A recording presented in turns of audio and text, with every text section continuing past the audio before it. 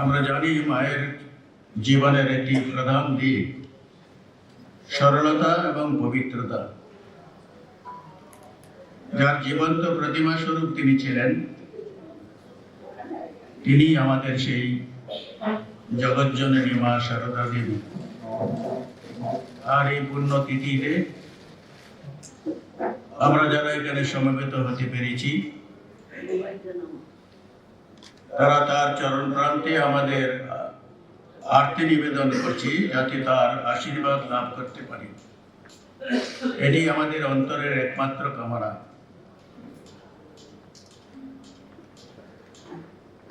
এই অনুষ্ঠানটি আজ 173 বছর পরে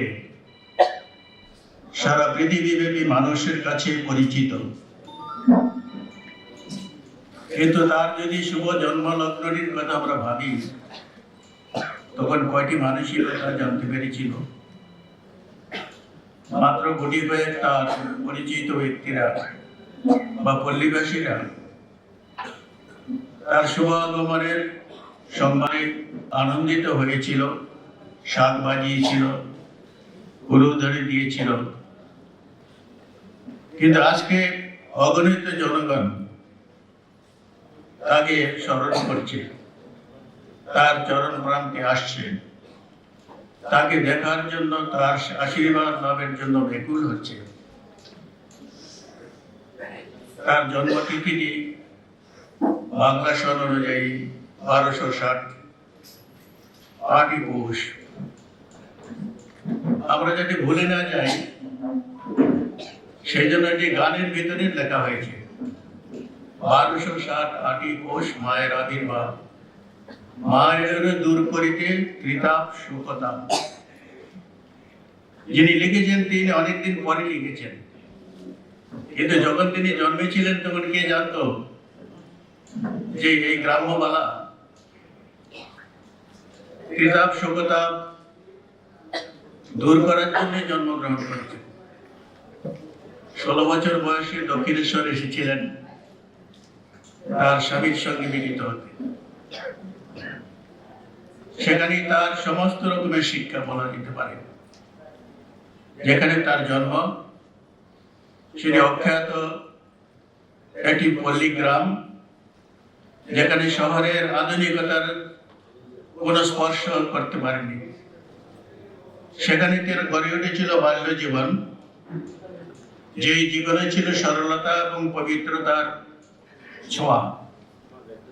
প্রতিটি মানুষের ভিতরে ছিল পারস্পরিক এক সম্বন্ধ, আত্মীয়তার সম্পর্কে তারা ঘনিষ্ঠভাবে সংযুক্ত ছিল সমস্ত গ্রামটি। সেখান থেকে তিনি এসেছেন কলকাতায়, যেখানে আধুনিকতার ছোঁয়া, কিন্তু রইলেন এমন ভাবে লোকচক্ষের অপচারে।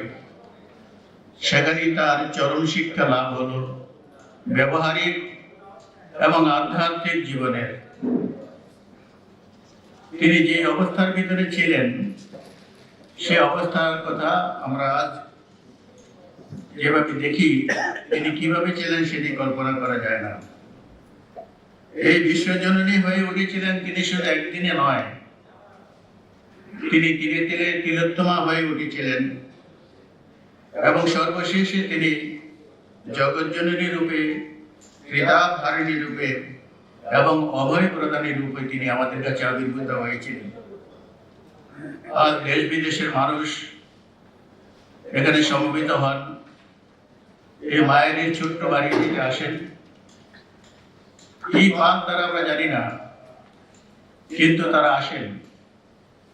নিশ্চয়ই তারা কিছু এখানে পান, মায়ের সংস্পর্শ পান, মায়ের স্নেহ আশীর্বাদ পান, মনে আশ্বাস পান। সেই জন্য তারা এখানে আসেন। দক্ষিণেশ্বরের নবাগতের জীবনের অন্তরালে তার জীবনের যে এক নতুন জীবনের সূত্রপাত হয়েছিল, সেটি আমরা দেখব শ্রী রামকৃষ্ণের ষোড়শী পূজার মাধ্যমে। সেখানে তিনি তাকে আধ্যাত্মিকতার সম্পদ দ্বারা পরিপুষ্ট করে তুলেছিলেন, যাতে তিনি তার ভবিষ্যৎ যে কর্মধারা, তাকে তিনি অনায়াসে নিজ জীবনে পালন করতে পারেন। শ্রী রামকৃষ্ণ গুটি কয়েক ভক্তকে নিয়েছিলেন বলা যেতে পারে, তাও বাছাই করা ভক্ত, কারণ তার কাছে অনেকেই যেতে ভয় পেতেন। এই জন্য ভয় পেতেন যে তিনি বলেছিলেন যে যে কেউ আমার সামনে এলে আমি কাচের আলমারির ভিতর সাজানো জিনিসের মতো তার সবকিছু দেখতে পাই, অতীত, বর্তমান এবং ভবিষ্যৎ। এখানে এই পাশে একটি রাস্তা আছে, ক্ষীরোদ বিদ্যারত্ন সরণি।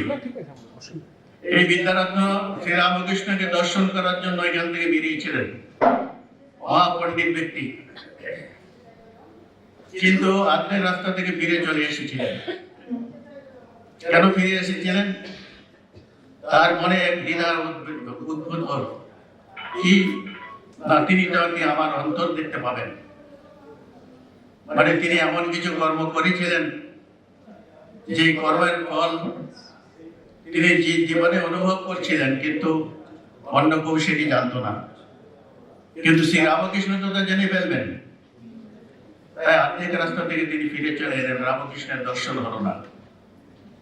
কিন্তু এত বড় পণ্ডিত হয়েও তিনি বুঝতে পারলেন না যে তার কৃপা কটাক্ষে সমস্ত কিছু দূর হয়ে যেতে পারে।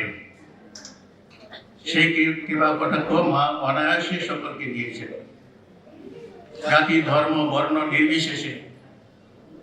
যে যা চেয়েছে তিনি তাকে সবকিছু দিয়েছেন। যদি শ্রী রামকৃষ্ণের পক্ষে সম্ভব ছিল না তার ভগবতী তনু, তার সাধনলব্ধ জীবন, তার দ্বারা তিনি সকলকে তাও করতে পারেননি।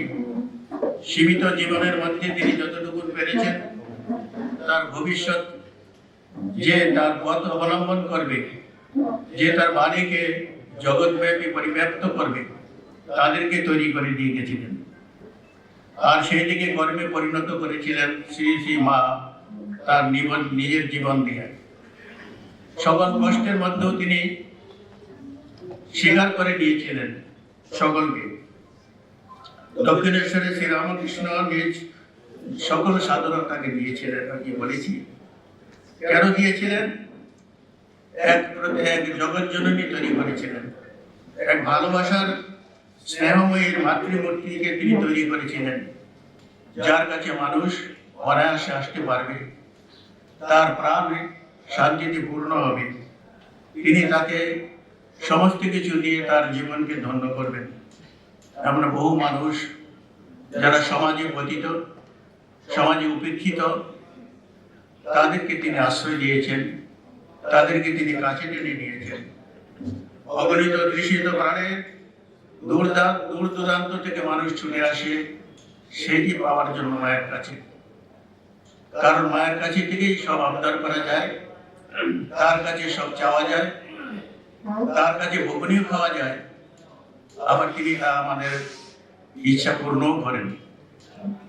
কাজে ইচ্ছাময়ী যা ইচ্ছা করবেন তাই তিনি করতে পারেন।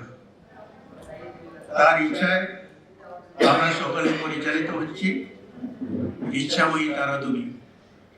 তাই কাজে তাকে আজকের এই বিশেষ দিনে বিশেষভাবে শ্রদ্ধা এবং প্রণাম জানাচ্ছি, যাতে তিনি আমাদের মনে সেই শান্তিবাণী সিঞ্চন করে আমাদের পার্থিব দুঃখকে দূর করে অনন্ত শান্তির পথের সন্ধান এনে দেন।